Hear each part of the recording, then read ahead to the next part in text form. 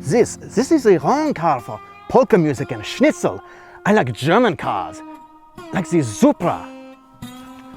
Supra? This ain't no Supra. This here, American muscle.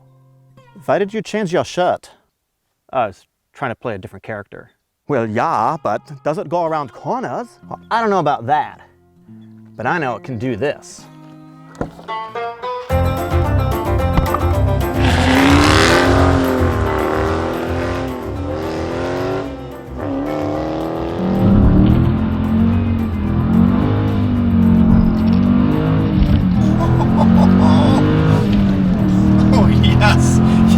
Yes, American muscle.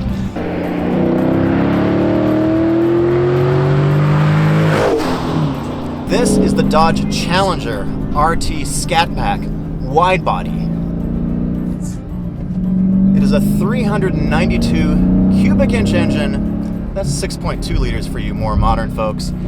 It makes 485 horsepower and 485 pounds-feet of torque. And it's available pretty much anywhere in the rev band. Now, you would expect this car to be pretty good in a straight line, and it is good in a straight line, and we're gonna get to that, but oh my God, I'm here in the mountains.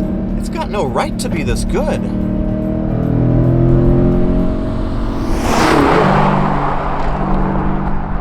So good, but here we are in the corners. Check this out.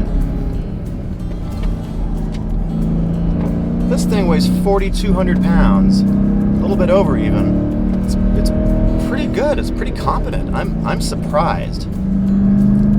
So let's talk about how it handles so well for its weight. So this is supposedly the best handling Dodge Challenger. Now this has the wide body pack, and that gives it a couple of things. First off, you get the wide body, kind of important for looks. Also, it's able to hold 305 section tires. There are 3520s all the way around, and they are Pirellis. And this particular version that I have is equipped with the summer tires, so they're a little bit stickier than the normal tires you would get. I put normal in quotes because anything that's 305 all the way around is a pretty big tire.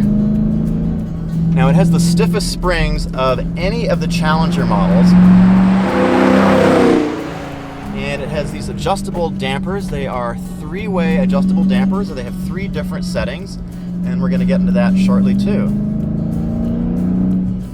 What a way to spend a morning in Central California. Let me tell you guys, you are missing out.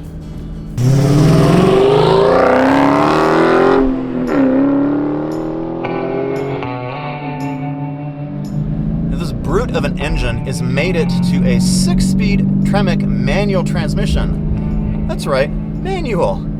I am so happy that there's manufacturers today that still offer manual transmissions, especially in a car like this with a big V8.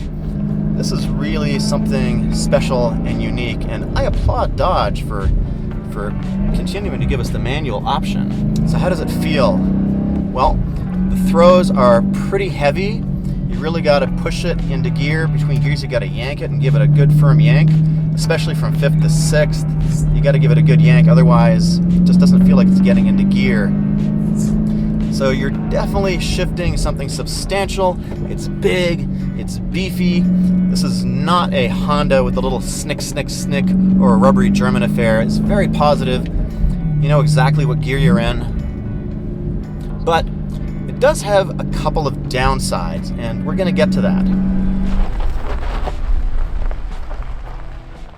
Now, it does have a pretty big ergonomic flaw. There's actually two of them. This is not the worst one, though. So, looking at the shifter here, this area over here, the center storage console, my hand doesn't really want to lie flat. See how my arm is kind of jacked up on the center console?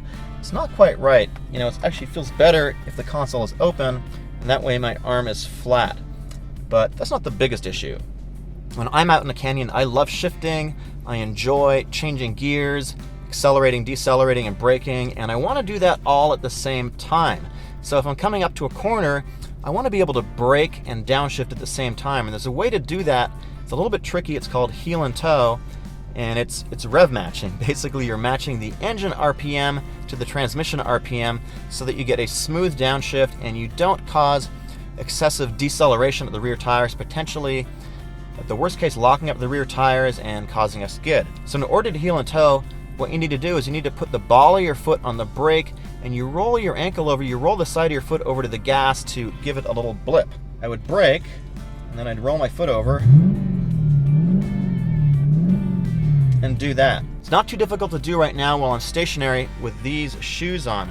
However, I tried it a little bit earlier with running shoes and I couldn't heel and toe at all. Here's my foot on the brake, and the problem is down here, I can't get my foot over to the gas very much like that because the heel of my shoe is too wide and it's hitting the transmission tunnel. So pretty difficult, especially when you're braking. You try to do this and you're coming up on a corner, almost impossible. I couldn't twist my foot enough to sort of roll it over. So I need to wear these driving shoes in order to be able to heel and toe properly.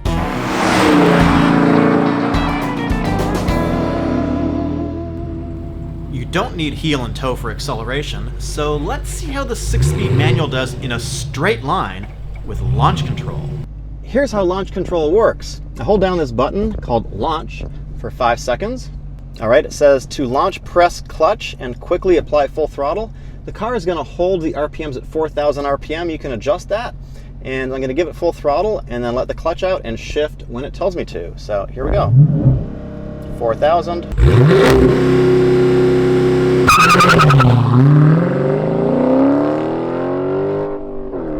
In 100-degree weather and 3 launches, I managed an average of 5.3 seconds.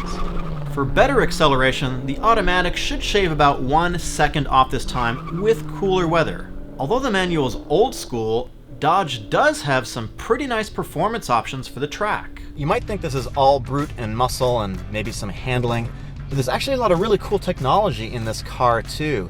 Dodge has put together something called performance pages on this center console display. The display is pretty easy to use, it's quite intuitive, but let's check out what performance pages is.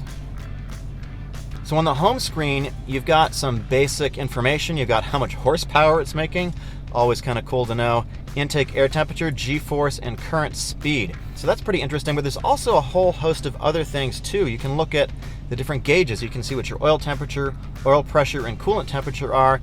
And the cool thing is, if you, let's say you're going to the racetrack and you're doing a day where you want to monitor your temperatures, you can just hit expand on any one of these gauges and you can see a historical graph of exactly what your temperature has been over the last, looks like 120 seconds. And if you want to monitor this stuff and take it back home, you can insert a USB card and you can do a screen capture of the data on your screen. But since we're in the canyons, let's try out the G meter in real time. So we're gonna see how the G-force meter works. Going up a little country road here, more of a canyon really. And not gonna be going too crazy because, hey, there's a cliff on one side, it's a public road, and a little bit of gravel around too. But we'll get a sense of how this works. Sorry if there's things flying around in the car. I got camera gear here.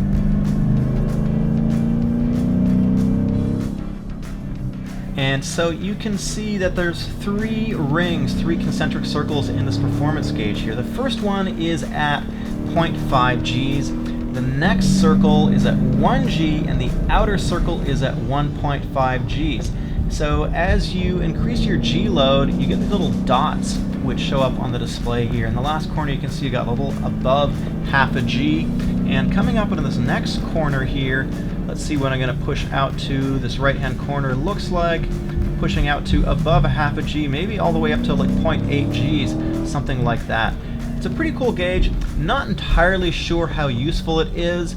I know that you can definitely save some of your performance numbers from your quarter mile and your 0 to 60 and so forth onto a USB drive or online.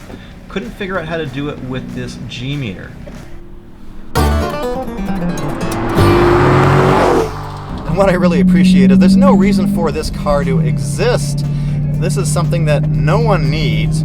Although granted, it does have more interior cabin space than a Mustang or a Camaro. It's got a lot more trunk space. It's a bigger car, but no one needs a car like this. This is all about theater and drama and basically just the passion of, of driving and experiencing a big American muscle car like this, sort of reinvented. And it's good. Dodge has really done a good job with this. It's very well put together. It's very well packaged. There's definitely no squeaks and rattles. And I know I said this before, but it doesn't feel like the 4,200 pounds that it is, at least not in canyons like this. It does take a little bit of getting used to if you're used to driving something like a Miata or a Porsche or something lighter, pretty much anything lighter. This does take a little bit of getting used to manage the heft, but I gotta say, I kind of dig it. We haven't really talked about the competition yet, which obviously is the Camaro and the Mustang.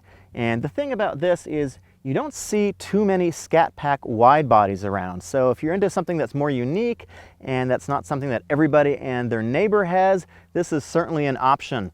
It definitely has a different feel than the Camaro or a Mustang. Those are real pure sports cars at this point, I would say. This is still classic American muscle. It's definitely a throwback, but it's got a lot of modern touches with the technology. Some people like schnitzel, some people like sushi, but if you like a good old American steak, cooked rare, this is the car for you. My name is Eric, and I've got a couple more videos on screen right up here in the corner. I want to thank my Patreons for supporting the channel. Real Pope, Squirrel 6, Furious Grommel, Jason Perdue, they're all up on screen right now. Thank you so much for helping out. If you're interested in supporting the channel, you get early access to videos, things like that. My name is Eric. I will see you in the next video.